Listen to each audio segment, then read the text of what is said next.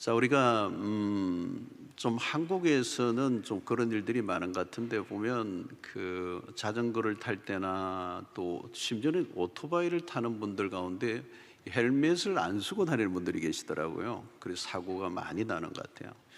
요즘은 전동 킥보드라고 그 젊은 친구들이 이제 많이 타는데 이걸로도 사고가 많이 나요. 대부분 이제 헬멧을 안 써서 넘어지게 되고, 그게 뭐 시속 한 20, 뭐 25, 30 이렇게 달리니까 그 아주 그 아슬아슬하죠. 근데 뭐 별일이 있겠나 하고 타고 다니다가 이제 사고가 나는데 머리를 다치는 게 문제예요. 머리를 다치는 게. 그래서 반드시 이 자전거나 오토바이나 전동킥은 헬멧을 반드시 써야 돼요. 머리를 보호해야 된다는 거죠. 헬멧을 써야 됩니다. 어떤 분은 모자를 쓰는데 모자를 쓰면 안 되고 헬멧을 써야 돼요. 자, 군인들은 전쟁할 때는 머리가 중요합니다. 철모를 우리가 쓰잖아요. 우리 군인들은 철모를 쓰는데 고대 사이에서는 이 이렇게 철퇴와 같은 거 이런 것 휘두르면서 치기도 하고, 칼도 굉장히 그 둔탁한 칼이기 때문에 내리치면 머리 부분이 손상을 입으면 대책이 없는 거죠. 끝난 거잖아요, 이제 머리가. 그래서 우리가 딱딱한 머리도 웬만해서는 좀 이렇게 상처를 받지 않도록 아주 단단한 이 뼈로 둘러싸고 있죠. 이 뇌가 너무 중요하기 때문에 그렇습니다.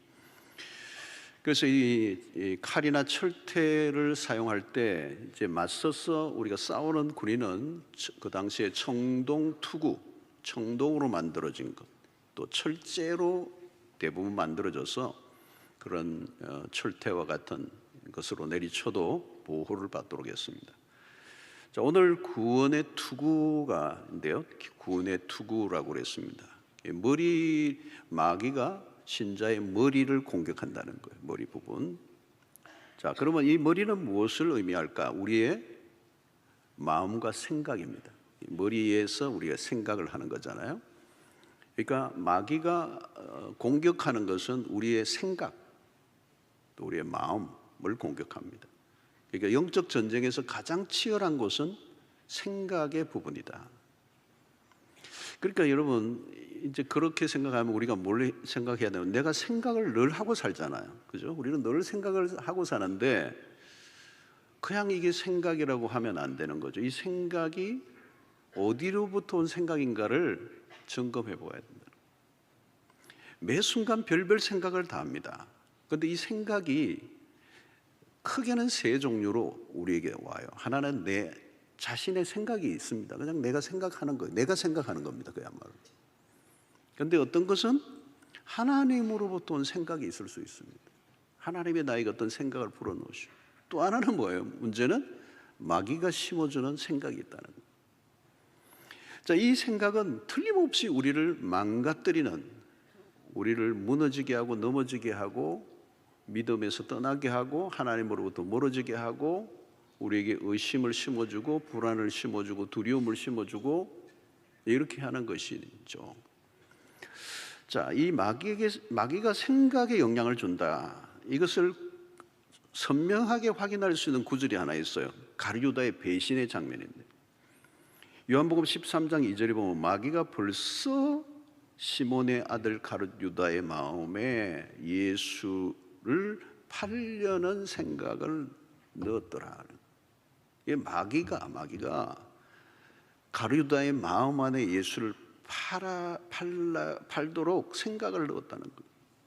생각이에요. 그래서 가룟유다는 마귀가 준 생각을 받아들인 거예요. 그러니까 그걸 대적해야 되는데 그걸 받아들였다는 거예요. 베드로에게도 이 일이 일어났습니다. 예수님이 죽으시고 사흘 만에 다시 살아나실 것에 대해서 말씀하실 때 베드로가 결코 그런 일이 일어날 수는 안 됩니다 이렇게 했어요. 그때 예수님이 하신 말씀이 마태복음 16장 23절입니다. 예수께서 돌이키시며 베드로에게 이르시되 사탄아 내 뒤로 물러가라. 너는 나를 넘어지게 하는 자로다. 내가 하나님의 일을 생각하지 아니하고 도리어 사람의 일을 생각하는도다 하시고 그랬습니다. 사탄아 물러가라. 이 지금 베드로에게 했는데 사실 베드로가 사탄이라는 얘기가 아니겠죠. 베드로의 생각 안에 마귀가 예수에 대한 그런 십자가를 부정하는 생각을 넣어준 것입니다. 그러니까 생각이 전쟁터라는 겁니다. 그러니까 구원의 투구라고 한 것은 구원에 관련된 것에 대해서 공격을 한다는 거예요. 그러니까 구원의 문제가 흔들리도록 마귀는 우리가 얻은 구원에 대한 그런 확신을 가지지 못하도록 한다는 거예요. 여러분, 구원에 있어서 매우 중요한 것 가운데 하나가 뭐냐면 확신을 가지는 겁니다. 확신을 가진 신앙과 확신이 없는 신앙은 다릅니다. 자, 그런데 이 확신은 구원의 문제만이 아니고 우리의 삶의 모든 영역의 중요한 부분이에요. 무엇을 하든지 확신이 없으면 이루어내기가 어려워요. 힘이 없어요. 그 동력이라고 내 삶을 이끌어가는 동력은 사실 확신에 나오는 거예요.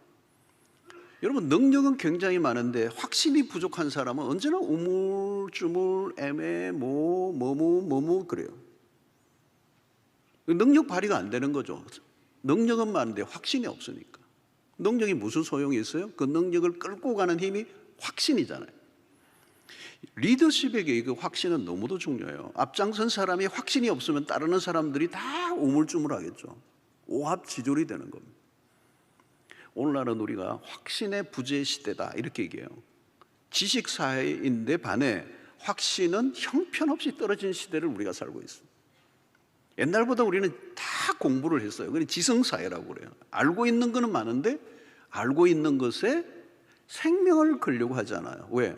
그 알고 있는 지식에 대한 확신이 없어요. 그러니까 용기 없는 지식인들이 늘어났다는 거예요. 지식과 정보의 양은 넘쳐나지만 점점 더 사람들은 소극적이고 비겁해진다는 거예요. 그러니까 그냥 알고 있는 것과 확신하는 것과는 큰 차이가 있다는 겁니다. 얼마나 많이 아느냐보다 얼마나 확신하느냐가 중요하다는 거예요. 자, 믿음의 세계도 마찬가지죠. 믿고 있는 것에 대한 확신이 없으면 어떻게 되죠? 머뭇거리는 거죠. 애매모호한 태도를 가진다는 거예요. 자, 여러분, 교회를 상당히 오래 다녔음에도 구원에 대해서 자신이 없는 사람들이 있어요. 그러니까 믿는 것도 아니고 안 믿는 것도 아니에요. 어디에 소속되어 있는지 애매모호한 것이죠.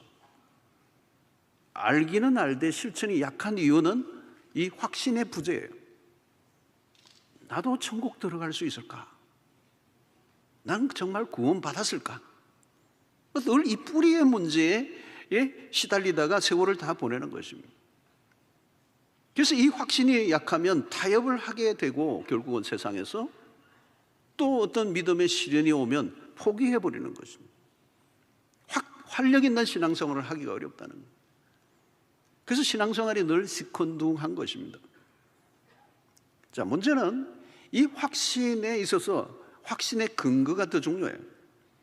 근거가 확실하지 않은데 믿는 것을 우리는 미신이라고 얘기합니다. 뭘 믿는지 그 믿음의 근거가 약해. 그러니까 미신인 거죠. 애매모호한 것입니다. 또 나 혼자 확신한다 막 뽀를 떨면서 이래도 그것도 소용이 없어요. 자기 확신으로 끝나면 그 확신도 오래 가지 않아서 어떻게 될지 모르는 거예요. 확신의 근거가 중요합니다. 내가 확신을 가지자고 확신이 주어지는 게 아니라 확신의 근거가 어디에 있느냐는 거예요. 자, 오늘 우리가 구원의 확신을 가진다 할 때 그 근거는 우리에게 있지 않고 하나님에게 있습니다. 당신은 구원을 받았는가? 라고 하는 이 질문은 지금 감정 상태를 묻는 게 아닙니다. 구원의 사실에 대한 의심 없는 태도를 묻는 것입니다. 구원은 우리를 위해 하나님으로부터 주어진 것입니다. 그리고 이 구원은 하나님의 선물이죠. 그래서 에베소서 2장 8절로 9절의 말씀이 그렇잖아요. 너희는 그 은혜에 의하여 믿음으로 말미암아 구원을 받았으니 이것은 너희에게서 난 것이 아니요 하나님의 선물이라. 행위에서 난 것이 아니니 이는 누구든지 자랑하지 못하게 함이니라. 그래서 여러분, 구원은 우리의 어떤 것에 의해서 주어진 것이 아니라는 거예요. 만약에 우리의 행위에 따라 구원이 주어진다면 내가 열심히 할 때는 구원을 받은 것 같은데 신앙생활을 좀 소홀히 할 때는 구원을 잃어버리는 것 같은 불안감이 밀려오겠죠. 여러분, 그러나 구원은 그렇게 우리에 의해서 오락가락하지 않는다는 거예요. 자, 마귀가 노리는 게 뭐예요? 우리 자신에게 확신의 근거를 두게 하는 것입니다. 그래서 마귀는 우리 안에 부정적인 생각을 막 집어넣죠. 그래서 내가 받은 구원을 의심하게 만듭니다. 특별히 어떤 심각한 죄를 지었을 때 아니면 과거의 어떤 죄를 자꾸 떠올리게 함으로 구원에 대한 자신감을 잃어버리게 하는 거예요. 그리고 죄책감을 계속 심어주면서 너를 봐라, 너를 봐라, 너가 어떻게 구원을 받을 수 있겠니? 너를 봐라, 너 그렇게 살고도 어떻게 구원을 받아? 근데 여러분, 우리가 누구라도 자신이 충분히 선하다고 얘기할 수 있는 사람은 아무도 없어요. 우리가 하나님 앞에서 의롭다고 자신 있게 내세울 사람이 여기에 누가 있겠습니까? 그렇기 때문에 우리 자신에게 근거를 두면 구원의 확신을 가지기 어려워요. 우리의 구원의 근거는 하나님께서 우리를 위하여 마련해 주신 그 구원의 길, 그 복음을 통하여 우리가 구원을 받을 수 있는, 그게 뭐예요? 우리의 죄를 담당하시고 그리스도께서 십자가에 죽으신 것입니다. 우리에게서는 구원의 소망이 없기 때문에 하나님이 구원의 길을 예수를 통하여 열어주신 것입니다. 그래서 성경은 뭐예요? 창세기부터 요한계시록까지 성경 전체가 얘기하려고 하는 핵심은 구원에 대한 얘기예요. 하나님의 인간을 구원하시기로 작정하시고 인간의 실패와 마귀의 방해에도 불구하고 우리를 향한 당신의 구원을 이루어내시고야 마신다. 이걸 성경이 얘기하고 있는 거예요. 그래서 구원의 확신은 여기에서 시작되는 겁니다. 하나님에게 근거한, 우리의 확신은 하나님의 능력과 성품에 근거한다. 하나님은 당신의 구원 계획은 결코 실패하지 않습니다. 하나님에게는 실패가 없죠. 하나님은 구원하시기로 작정된 자는 반드시 건져내시고야 마신다는 거예요. 그래서 여러분, 예수를 믿고 내가 믿음 안에 살아가고 있는 사람들은 이제 내가 스스로 포기한다 할지라도 하나님은 당신의 백성들을, 택한 백성을 반드시 건져내고야 마신다는 게 성경이 우리에게 알려주고 있는 거예요. 그래서 요한복음 10장 28절로 29절에 보면 내가 그들에게 영생을 주노니 영원히 멸망하지 아니할 것이요 또 그들을 내 손에서 빼앗을 자가 없느니라. 그들을 주신 내 아버지는 만물보다 크심에 아무도 아버지 손에서 빼앗을 수 없느니라 그랬어요. 그러니까 구원은 철저히 하나님의 영역에서 일어나는 것이고 우리의 운명이 우리의 손에 달려있지 않고 하나님의 손에 달려있다는 것처럼 다행스러운 일이 어디 있을까 하는 거예요. 그래서 여러분, 이 구원에 대한 확신의 근거가 얼마나 탄탄한가. 물론 우리가 구원의 확신을 가지지 않아도 구원은 받습니다. 이 확신은 구원은 우리의 확신의 유무와 상관에 있는 게 아니라 우리의 믿음 생활에 영향을 주는 것입니다. 우리의 감정의 상태에 따라 구원이 오락가락하지 않는다는 것입니다. 만약 그런 것에 좌우된다면 구원의 줄이 너무 허약한 것이죠. 언제든지 끊길 수 있는 줄을 우리가 붙잡고 있다면 그게 얼마나 불안하겠어요. 여러분, 성경의 믿음의 조상이라고 하는 아브라함을 보면 그는 실수투성이에요. 그의 믿음은 정말 믿음스럽지 않아요. 하나님의 약속을 믿지 못하고 아내의 몸종 하갈을 통해 이스마엘을 낳는 결정적인 실수가 오늘날의 중동의 저 화약고가 되고 갈등과 분쟁이 사라지지 않는 이 원인 제공을 누가 했느냐? 우리가 믿는 말하는 믿음의 조상이라고 하는 아브라함의 실수를 통해서 일어난 거예요. 초기에 아브라함의 믿음은 초라합니다. 실수가 많아요. 여러분, 우리도 마찬가지입니다. 우리의 행위로는 구원을 얻을 자격이 없어요. 그리고 실패투성입니다. 그러나 놀라운 것은 하나님은 실패하지 않는다는 것입니다. 아무리 완벽한 삶을 살아온 사람이라도 공과가 있습니다. 어느 한순간에 약해지고 무너지고 실수합니다. 그러나 하나님은 완전하신 분이시고 우리의 구원에 있어 한치의 오차도 없이 완성해 가시는 하나님, 여기에 우리의 소망의 이유가 있다는 것입니다. 그러므로 여러분, 우리는 우리 자신을 믿어서도 안 되고, 구원에 있어서 사람을 의지해서도 안 되고, 사람이 만들어낸 제도나 사상이나 종교도 의지해서는 안 되고, 오직 예수 그리스도를 믿음으로 구원 얻는 이 은혜의 복음을 붙잡는 은혜가 있게 되기를 축원합니다. 그 사도행전 16장 31절이죠. 이르되 주 예수를 믿어라. 그리하면 너와 내 집이 구원을 받으리라. 하나님을 믿고 주 예수를 믿고 그분의 약속을 믿고, 그래서 확신의 근거를 철저히 하나님에게 두라는 거예요. 하나님이 하신 일을 바라보라는 거예요. 그게 바로 하나님이 하신 가장 위대한 일이 뭐예요? 예수 그리스도의 십자가 부활의 복음. 그래서 때로는 내가 제대로 못 살아도 죄책감이 짓누를 때 자신의 죄를 깨닫고 어린 양의 피로 죄의 씻음을 받고 용서함을 얻는 경험을 가진다면 우리의 구원을 흔들 자가 없는 줄로 믿습니다. 자, 그런데 여기서 우리가 한 가지 점검할 게 있어요. 거짓된 구원의 확신을 가져서는 안 된다는 거예요. 거짓 확신. 이게 뭘 말하죠? 너무 쉽게 구원의 확신을 가지는 것은 위험하다는 거예요. 내가 가진 확신이, 구원의 확신이 진짜인가 아닌가를 검증해 보라는 거예요. 구원이 무엇인지도 모르고 내가 받았다라고만 말해서는 안 된다는 거예요. 확신을 가지지 않는 것도 문제이지만, 그렇게 오랫동안 교회를 다니면서도 구원의 확신을 가지고 있지 않으면서 다니는 것도 문제이지만, 거짓 확신을 가지고 있는 것도 더 큰 문제예요. 여러분, 어떤 것이 거짓된 확신입니까? 거짓인지 진짜인지 구별하는 것은 쉽지 않은 일입니다. 자신은 구원을 받았다고 하는데 정작 여전히 그의 삶을 보면 육적으로 살아가고 구원받은 자로서의 삶은 전혀 보이지 않는 사람들. 그래서 마태복음 7장 21절의 말씀, 나더러 주여 주여 하는 자마다 다 천국에 들어갈 것이 아니오 다만 하늘에 계신 내 아버지의 뜻대로 행하는 자라야 들어가리라. 여러분, 이런 구절은 다른 사람을 판단하는 것으로 사용해서는 안 돼요. 자기 자신에게 한번 적용해 보라는 거예요. 나는 정말 말로만 때우는 신자는 아닌가? 믿는다고 하는데 전혀 믿음의 열매가 나타나지 않는다면, 그 야고보서가 하는 얘기가 그거예요. 정말 믿는다면 믿음의 행함이 드러나야 하는데 행함이 없는 믿음은 죽은 믿음이 아니냐? 그게 진짜 믿음이라고 말할 수 있느냐?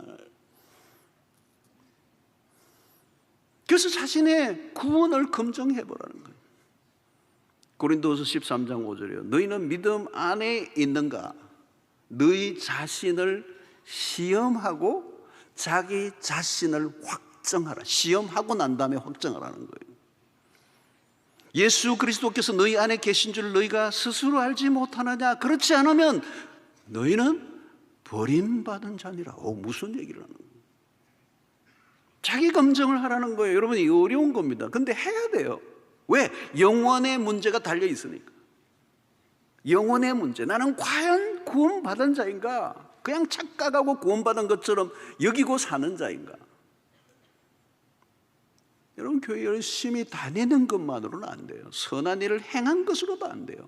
선교지 100번 다닌 것으로 안 돼요. 그게 구원의 티켓을 주는 보장을 할 수 있는 게 아니에요. 자신이 구원을 받았다는 확정은 단순히 감정의 상태로 그냥 뜨거웠어, 그걸로 확정되는 게 아니라는 거예요. 가장 뚜렷한 증거 중에 하나는 자신이 비록 하나님의 뜻대로 살지 못한다 할지라도 실수하고 넘어졌을 때 진정으로 회개하고 있는가를 보아야 된다는 거예요. 그러니까 유사 그리스도인인지 그리스도인인지, 내가 진짜 구원받았는지 안 받았는지는 죄에 대한 태도를 보면 알 수 있다는 거예요. 여전히 죄는 짓죠. 근데 죄가 이전에 지을 때 내가 짓는 죄와 예전엔 죄를 짓는 걸 즐겼어요. 이제는 죄를 미워해요. 그런데 어쩔 수 없이 죄를 지을 때가 있다. 그때 뭐예요? 우리는 죄에 대한 탄식이 일어나야 돼요. 그냥 무덤덤하게 그냥 무조건 그냥 아무렇지도 않게 죄를 짓는 그런 태도가 아니라 탄식이 있는 거예요. 그리고 거짓 회개가 아니라 형식적인 회개가 아니라 진정하게 죄를 뉘우치고 하나님 앞에 용서를 구하는가 하는 거죠. 말씀대로 살지도 않고 회개도 안 하고 안 믿는 사람과 또 전혀 다른 것도 구별할 수 없다면, 믿음의 증거를 볼 수 없다면 구원을 받았다고 말하기 어렵다는 거죠. 그래서 여기서 베드로와 가룟 유다의 차이예요. 지언죄는 개긴 독인이에요. 그런데 베드로에게는 회개가 있었다는 거예요. 가룟 유다는 후회를 했다는 거예요. 여러분, 자기가 자신을 속이는 그게 무섭습니다. 자기 마음대로 살면서 나는 예수를 믿고 구원을 받았다고 떠들고 다닌다면 그것은 의심스러운 일이라는 것입니다. 마귀는 우리가 거짓된 확신에 차서 살도록 미혹하는 것을 좋아합니다. 그릇된 확신으로 우리를 유도한다는 거예요. 그래서 교회 출석을 하고 헌금을 하고 그것으로 외적 행위로 만족을 하는데, 믿는 것 같지만 결코 구원에 이를 수 없는 사람들이 얼마든지 있을 수 있다. 그래서 잠언 16장 25절에 이런 말씀을 합니다. 어떤 길은 사람이 보기에 바르나, 사람이 보기에는 멋있어, 사람이 보기에는 괜찮아 보여. 근데 필경은 사망의 길이니라. 중요한 것은 구원과 멸망의 갈림길, 이 두 길이에요. 그래서 마태복음 22장 14절에 청함을 받은 자는 많되 택함을 입은 자는 적으니라. 모두가 다 구원을 받는다는 게 아니라는 거예요. 자신이 신자라 자처하더라도 하나님의 나라에 속하지 않은 사람이 많다는 것입니다. 교회에서는 누구보다 열심히 사역을 하는 사람이라도 마지막 날에 하나님이 나는 널 모른다 하실 수 있다는 얘기예요. 그러니까 자기를 검증하라는 거예요. 그래서 이 확신이 거짓된 확신이 아니고 참된 확신인가를 확인해 보라는 거예요. 사랑하는 성도 여러분, 우리의 삶의 가장 중요한 주제는 구원의 문제입니다. 나는 구원을 받았는가? 이 질문보다 더 중요한 질문이 우리에게 존재할까? 이 질문을 진지하게 물어보아야 돼. 나는 구원을 받았는가? 언젠가 하나님이 정의의 칼을 높이 드실 때 그 앞에 심판을 내가 면할 수 있는가? 여러분, 구원은 작은 주제가 아니에요. 어마어마한 주제예요. 천하를 다 가져도 구원을 받지 못했다면 무슨 의미가 있겠어요? 마태복음 16장 26절에 사람이 만일 온 천하를 얻고도 제 목숨을 잃으면 무엇이 유익하리요? 사람이 무엇을 주고 제 목숨과 바꾸겠느냐? 죄로 인하여 실패한 인간에게 절실한 것은 구원입니다. 그래서 우리가 정기적으로 건강검진을 하는 것처럼 건강검진을 할 때마다 암인지 아닌지, 왜? 죽음을 가져오는 문제니까 초미의 관심사죠. 암이면 어떡하나? 암이면 몇 끼냐? 얼마나 더 살 수 있느냐? 예민해지죠. 여러분, 그것보다 더 중요한 게 있어요. 나는 구원을 받았는가요? 영생을 얻었는가 하는 겁니다. 교회 봉사를 얼마나 했느냐, 무슨 직분을 가지고 있느냐가 중요하지 않다는.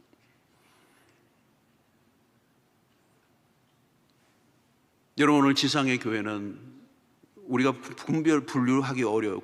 누가 구원받았느냐 안 받았느냐 우리는 아무도 못해요. 그러나 성경은 말합니다. 양과 염소가 갈리워지는 날이 온다는 거.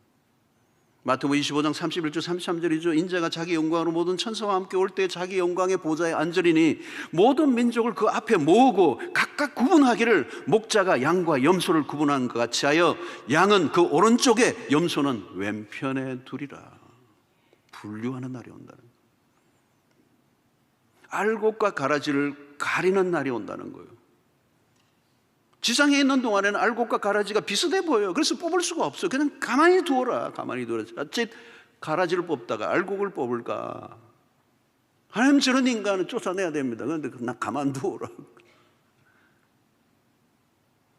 때로는 가라지가 더 알곡 같아 보이고 알곡이 가라지 취급을 받을 수도 있어. 그러나 주님은 마지막 내 구별하신다는 거죠. 여러분, 오늘 우리는 어떤 것보다 중요한 것은 나는 구원을 받았는가 하는 것입니다.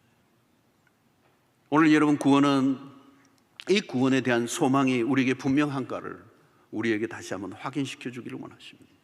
베드로전서 3장 15절에 너희 마음에 그리스도를 주로 삼아 거룩하게 하고 너희 속에 있는 소망에 관한 이유를 묻는 자에게는 대답할 것을 항상 준비하되 온유와 두려움으로 하고 그랬어요.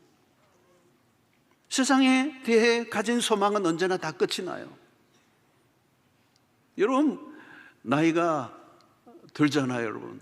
오늘 이제 연말이 이제 11월 되면 이제 탁 넘어가면 이제 한 살씩 또 탁 먹어야 돼요. 우리는 다 먹어야 돼요. 나이를 먹어야 돼요. 자, 나이가 든다는 걸 뭘 의미합니까, 여러분? 나이가 든다는 것은 소망하던 이 세상에 소망하는 것들이 다 사라지는 걸 말합니다. 젊은 날에는 소망하는 것들이 참 많아요. 이것도 해보고 저것도 해보고 이것도 이루고 저것도 해보고 싶고 그 꿈도 많고 계획도 많고 가슴이 뛰고. 그러나 나이가 들어가면서 소망하는 게 현저히 줄어들어요. 그 젊은 날에 소망했던 그것들이 다 지나가 버리고 이제 정말 삶의 초점, 선명해지는 순간이 와요. 진짜 내가 바라고 소망해야 될 게 뭔가라고 하는 것이 다 그냥 초점이 맞추어지는 거죠. 그게 구원이에요, 여러분. 데살로니가전서 5장 8절에 우리는 낮에 속하였으니 정신을 차리고 믿음과 사랑의 호심경을 붙이고 구원의 소망의 투구를 서자 그랬어요. 여기서는 뭐라고요? 구원의 소망의 투구, 구원의 소망의 투구. 마귀는 우리의 구원의 소망을 공격하는 겁니다. 우리가 사는 세상에 소망이 있는가? 다 지나가는 거잖아요. 연기처럼 사라지는 날이 오는 거. 여러분, 성경의 핵심 주제가 있는데 그것은 창조와 구원입니다. 크게 이제 세계관을 얘기할 때는 창조와 타락과 구속 이렇게 표현해요. 이게 핵심적인 주제예요. 창조, 타락, 구속. 근데 이 가장 큰 주제 중에 하나가 창조와 구원이라고 하는 게 이게 큰 타픽이죠, 성경에. 근데 이 창조 이상으로 거대한 게 구원인 겁니다. 하나님이 하시는 주된 일은 구원이고 마귀가 방해하는 핵심적인 주제도 이 구원을 깨뜨리려고 하는 것, 이 거대한 전쟁이 일어나는 것입니다. 우리는 그 구원이 얼마나 풍성한 것인지 다 알지 못하면 우리가 알기에는 너무 한계가 있어요. 그러나 죄로 인하여 망가진 이 세상에 대한 하나님의 회복의 스토리는 웅장하고 거대하고 어메이징, 상상할 수 없는 것입니다. 그래서 인간이 얼마나 망가진 존재이며 그것으로 인한 폐해가 얼마나 광범위하고 큰가를 알면 알수록 하나님의 구원은 상상을 초월하는 일들인 것입니다. 우리가 얻은 구원은 초라한 것이 아닙니다. 구원은 신비로운 것이고 우리의 지성으로 담아낼 수 없는, 그 구원을 이루어내기 위하여 성부와 성자와 성령의 연합이 일어나고 그리고 삼위일체 안에서 구원을 살펴보면 더 신비로운 일들이 많아요. 설명할 수 없는 신비로움이 있는 것입니다. 이 구원을 알아가는 게 우리의 신앙생활이에요. 뭘 한다 안 한다 뭐 그런 게 아니고 이 구원을 발견해 가는 거예요. 이 하나님의 구원의 이 드라마가 너무도 엄청난 거기 때문에 우리의 지성으로 다 이해할 수 없는데 그것을 알아가면서 그 신비를 발견하면서 기뻐하고 즐거워하고 그것이 내 삶을 살아가게 하는 에너지가 되게 하고, 구원을 얻긴 했는데 아직도 시큰둥하다면 구원이 무엇인지를 잘 모르고 있을 가능성이 높아요. 사랑하는 성도 여러분, 구원의 문제가 해결되지 않으면 우리의 삶은 미궁에 빠져 있는 것입니다. 답이 없는 것입니다. 천하에 자랑할 만한 것들이 아무리 많은들 구원을 받지 못했다면 허무한 일입니다. 이 세상이 전부라면 인생은 비극입니다. 여기가 전부라고? 그런다면 그건 잔인한 일이에요, 여러분. 여러분, 우리의 신앙의 동력은 구원을 알아가고 그 구원을 누리고 그 구원의 즐거움을 만끽하는 거예요. 천국의 비밀을 깨달은 사람은 다른 것입니다. 여러분, 세상에서는 그런 경험을 할 수가 없어요. 이 구원의 즐거움이 진짜예요. 거기에서 모든 에너지가 나옵니다. 아프리카 땅 구석까지 복음을 전하러 나간 선교사들, 130여 년 전에 이 땅에 복음을 들고 왔던 그 사람들도 그 구원의 기쁨, 이 구원의 복된 소식이 얼마나 큰가를 알았기 때문에 그들은 삶을 여기에 다 쏟아부었던 거죠. 왜? 내 생명보다 더 귀중한 복음을 깨달았기 때문에, 이 구원의 복음을 깨달았기 때문에. 나를 구원하신 하나님을 위해서 살고 싶은 것이죠. 이게 신앙의 뿌리예요. 그래서 이 구원의 확신이 없으면 신앙생활은 사실 시큰둥할 수밖에 없어요. 별로 재미없어요. 여러분, 우리는 구원의 투구를 단단히 서야 돼요. 이 구원의 투구가 흔들리면, 벗겨지면 큰일 나는 것입니다. 구원이 흔들리기 시작하면 우리는 모든 게 흔들리는 거예요. 내가 오늘 죽어도 천국에 갈 수 있다는 이 담대함이, 그 확신이 우리 안에 있어야 돼요. 빌립보서 1장 6절에 너희 안에서 착한 일을 시작하신 이가 그리스도 예수의 날까지 이루실 줄을 우리는 확신하노라. 구원의 소망을 가진 사람들은 그냥 막연하게 미래를 기다리고 있는 사람들이 아니에요. 그 미래의 구원의 소망을 가진 사람들은 오늘의 삶에 모든 걸 다 바꾸는. 그래서 유명한 C.S. 루이스는 그런 얘기를 해요. 역사를 통해 배우는 것은 현 세상을 위해 최선을 다했던 그리스도인들의 특징은 내세를 항상 생각하고 기대했다. 현실에서 무능해지는 이유는 내세에 대해서 충분히 숙고하지 않았기 때문이다. 여러분, 구원에 대한 확신, 천국에 대한 소망이 분명한 사람은 현재의 삶이 시시할 수 없다는 얘기예요. 구원에 대한 확신이 깊은 사람은 이 세상의 삶의 것들로 인하여 얽매이지 않고 자유로움이 있다. 더 이상 잃어버릴 게 없다. 구원의 문제가 해결된 사람은 다르게 사는 겁니다. 헛된 야망의 세월을 보내지 않습니다. 붙들어야 할 것과 놓아야 할 것을 분명히 알고 있습니다. 구원받은 사람은 삶의 초점이 분명합니다. 아무리 많은 재산을 모아놓은들 무슨 의미가 있겠어요, 마지막 날에. 돌아가시기 전에 보면요, 돌아가시는 분, 연세 들으셔 돌아가시는 마지막 임종을 이렇게 많이 지켜보면요, 마지막은요, 숨이 그치게 몰아서요. 여러분, 그때 그 아버지에게 아버지 잔고 얼마나 남았어요? 이렇게 물을 거예요? 은행에 잔고 얼마나 남았어요? 정리 안 하신 부동산 어떻게 할까요? 물을까요, 여러분? 여러분, 지상의 관점에서 보면 돈과 권력이 대단해 보입니다. 영혼의 관점에서 보면 완전히 달라집니다. 마귀는 미래의 천국보다 지금 지상의 삶을 천국으로 만들려고 얘기합니다. 마귀는 이 세상이 전부라고 착각하게 만듭니다. 이 세상이 영원히 펼쳐질 것처럼 착각하게 만듭니다. 그게 마귀가 하는 일이에요. 여러분, 세상을 보십시오. 영혼의 세계의 사람들이 조금이라도 관심을 가지고 있는지, 천국을 눈꼽만큼이라도 생각하는지, 여기가 전부야, 눈에 보이는 것, 손에 잡히는 것, 거기에 시선을 고정하게 만듭니다. TV를 켜보세요. 먹고 즐기는 것으로 가득하지 영혼에 관련된 것에 단 1%라도 여러분 할애하는가? 이 세상의 것들을 즐기기에도 모자라는 세상이라고 착각하게 만들고 하나님을 향한, 천국을 향한 시선을 빼앗아가 버립니다. 여러분, 영혼을 놓치면 그 순간 인간은 속물이 될 수밖에 없어요. 그래서 마귀가 단골로 사용하는 시험 3가지, 육신의 정욕, 안목의 정욕, 이생의 자랑. 신기한 것은 그토록 모든 것을 다 갖추어도 만족이 없어. 행복하지 않아. 돈은 삶을 편리하게는 하지만 인간의 고통을 제거해 줄 수 없다는 사실. 이 세상은 천국이 없습니다. 아무리 가져도 갈증은 사라지지 않습니다. 더 목이 마릅니다. 그것이 구원받지 못한 자의 삶의 형편입니다. 사람들은 행복이 구원인 줄 착각합니다. 그래서 죽도록 행복을 추구합니다. 근데 그 행복은 신기루예요. 속지 마십시오. 마귀의 속삭임에 넘어가지 마십시오. 구원은 인간이 만들어낼 수 있는 게 아닙니다. 유토피아는 존재하지 않습니다. 파라다이스도 없습니다. 하나님이 천국을 약속하신 이유는 세상에 천국이 없기 때문에, 우리에게 주어진 구원은 그래서 우리 안에서 날마다 커져가야 하는 것이죠.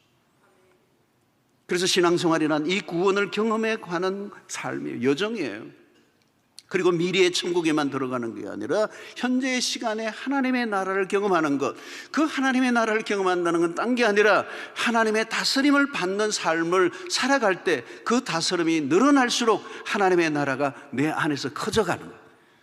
그래서 말씀에 순종하면 할수록 구원의 기쁨이 또 점점 커져가고 내 마음의 안식이 더 넓어져가고 나를 얽매고 속박하던 것들로부터 자유로워지게 되고 하나님과의 관계가 깊어질 때 삶이 풍성해지게 되는 것, 그것이 바로 구원을 누리는 삶이라는 것입니다. 사랑하는 성도 여러분, 잘 죽는 사람은 잘 사는 사람이에요.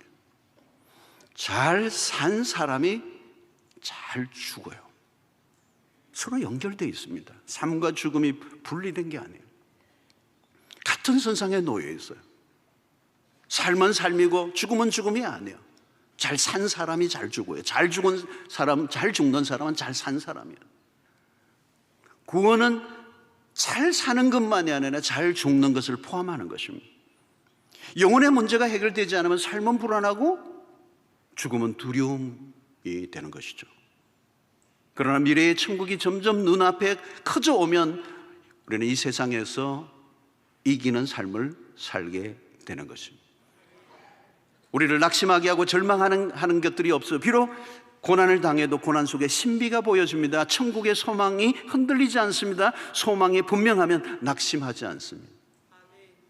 사랑하는 성도 여러분, 천국을 놓치지 말아야 합니다. 천국을 사모해야 합니다. 그 구원을 날마다 묵상하고 천국을 사모해야 돼요. 세상에 것들이 더 크게 보이면 안 됩니다. 천국이 점점 커져가야 돼요. 우리는 구약시대 성도들보다 더 깊은 확신 속에 살 수 있습니다. 왜? 구약 성도들은 오실 그리스도를, 아직 오시지 않은 그리스도를 바라보았지만 오늘 신약시대 우리는 이미 오신 그리스도를 바라보고 있어요. 뿐만 아니라 우리 안에 계신 성령께서 우리 안에 확실한 증거, 그리스도를 알게 하시고 확신하게 하시는 이 은혜 속에 살고 있기 때문에 더 이상 의심할래야 의심할 수가 없는 것입니다. 우리에게 주어진 구원은 결코 실패하지 않고 완성될 것이다 라고. 그래서 로마서 8장 38절로 39절에 바울은 이렇게 고백해요. 마지막 부분이죠.